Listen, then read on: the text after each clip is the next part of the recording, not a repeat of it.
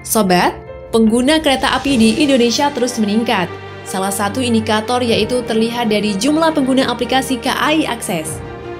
Sejak dirilis pada 2014, jumlah pengguna yang melakukan registrasi per 29 Juli 2019 tercatat sebanyak 2.884.095.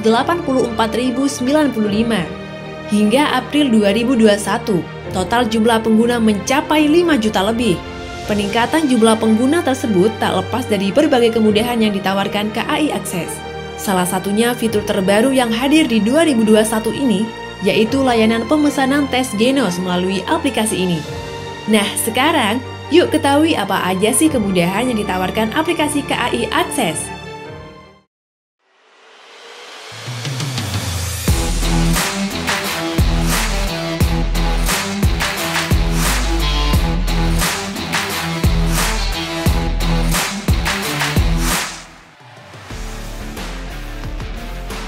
Sobat, sebelum menyimak review aplikasi BUMN kali ini, yuk klik tombol berlangganan untuk mensupport channel ini agar tetap memberikan konten berkualitas tentang BUMN Indonesia.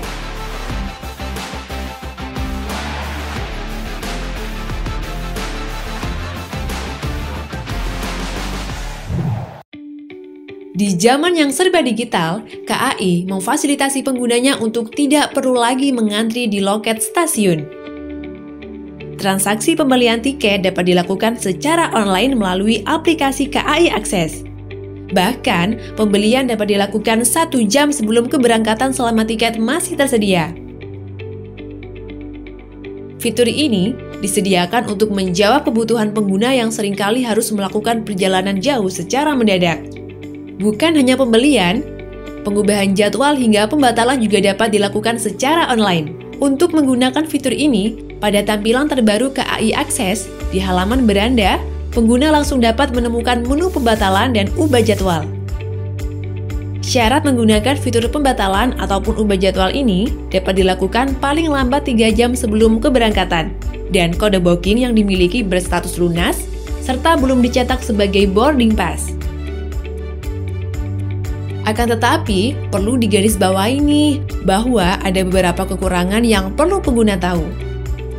Pertama, dari segi pembayaran pembelian tiket, dikarenakan sayangnya KAI masih belum menyediakan opsi pembayaran yang lengkap. Untuk pembayaran menggunakan ATM, hanya terdapat pilihan 4 bank utama yaitu BNI, BRI, Mandiri, dan BTN. Sehingga, pengguna masih harus menyesuaikan dengan opsi yang ada. Terlebih, pada KA lokal, pengguna hanya dapat melakukan pembayaran melalui aplikasi tambahan link aja dan kris. Nah, berikutnya dari segi pembatalan tiket. Pengguna dapat mengajukan permohonan pengembalian dana pada tiket yang dibatalkan dengan potongan sebesar 25%. Namun, yang cukup mengesalkan adalah bahwa perbandingan durasi pengembalian sangat tidak sebanding dengan durasi pembayaran. Jika pada pembayaran, kita diberi waktu hanya 1 jam, namun untuk pengembalian dana ini kita harus menunggu hingga 45 hari, dan hanya melalui skema transfer bank. Jadi, harus cukup sabar menunggu ya. Sobat, keunggulan fitur KAI Akses berikutnya yaitu e-boarding pass. Fitur ini dapat digunakan 2 jam sebelum keberangkatan kereta api. Pengguna tidak perlu lagi mengantri hanya untuk mencetak boarding pass pada mesin check-in counter. Pengguna cukup menunjukkan e-boarding pass di handphone pada petugas boarding. Tapi, fitur ini hanya dapat digunakan bagi pengguna aplikasi KAI Akses. Namun, kembali lagi nih, bahwa masih ada kekurangan yang mengharuskan PT KAI mengembangkan aplikasi ini. Salah satunya pada aktivitas login. Pada proses kontrol, KAI Akses akan lebih baik melakukan kontrol pembaruan berikutnya, agar pengguna akun tidak dapat melakukan login pada 2 smartphone berbeda sekaligus, yang bisa mengakibatkan kesalahan dalam melakukan proses informasi.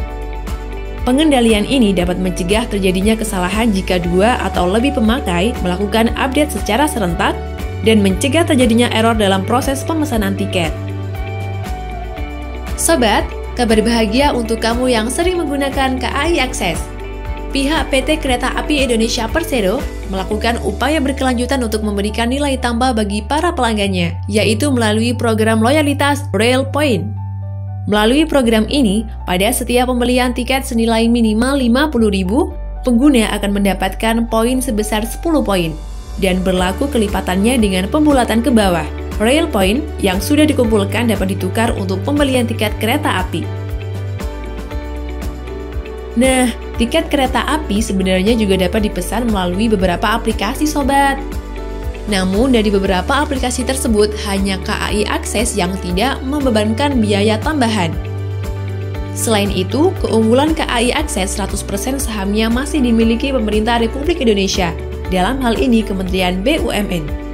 Sedangkan beberapa penyedia lain sebagian sahamnya sudah dikuasai oleh asing. Maka dari itu, tetap gencarkan menggunakan produk dalam negeri untuk Indonesia yang lebih baik. Nah sobat, terima kasih telah menyimak video kali ini. Jangan lupa klik berlangganan, bagikan video ini dan tuliskan di kolom komentar topik apa yang kamu ingin bahas.